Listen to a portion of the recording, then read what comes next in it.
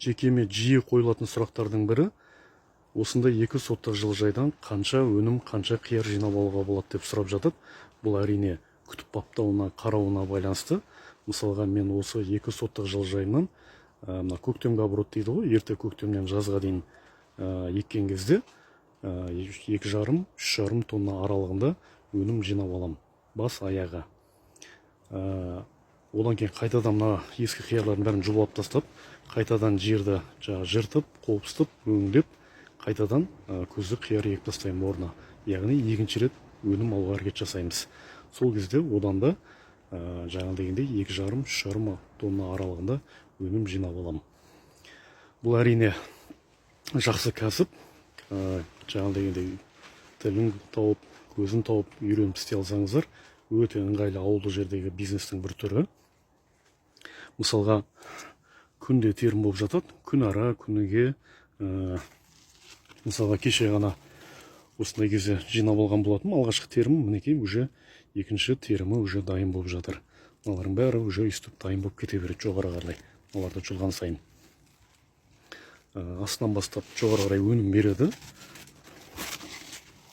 Бұйқыласа, бұны енді қазір емес, ертең азанға жұлып дайындайтын боламын. Себебі клиенттеріме свежий күйінде апарып беруім керек. Сондықтан ауылды жерде тұрақты табыстарыңыз, жұмыстарыңыз болмаса, мінекей осындай жеке кәсіппен айналысуға болады, жылыжай кәсібімен яғни. Өте ыңғайлы бизнес. Бұл жерде тек қана қияр ғана емес, басқа да көкөністерді өсіруге болады. Көкөніс егудің бір жақсы жері, бұл халықтың тұтынатын күнделікті тағамы болғандықтан, бұл көкөністерге қысы жазы сұраныс бар. Сондықтан бұл өте ыңғайлы кәсіп. Мінекей. Осындай кішігірім ауылды жерде осындай кәсіп жасауға болады. Құдай қаласа, енді ертең тереміз бұларды азанда. Сөйтіп, өзіміздің тұрақты клиенттерге апарып береміз, Алла қаласа. Ауылды жерде осындай кәсіппен айналысыңыздар. Өте ыңғайлы кәсіптің бір түрі, яғни бизнестің бір түрі. Ешкімге тәуелді болмайсыз.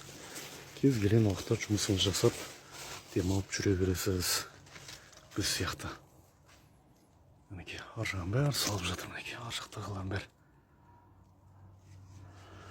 Алла істеп жатқан кәсіптеріңізге, диқаншылықтарыңызға береке берсін.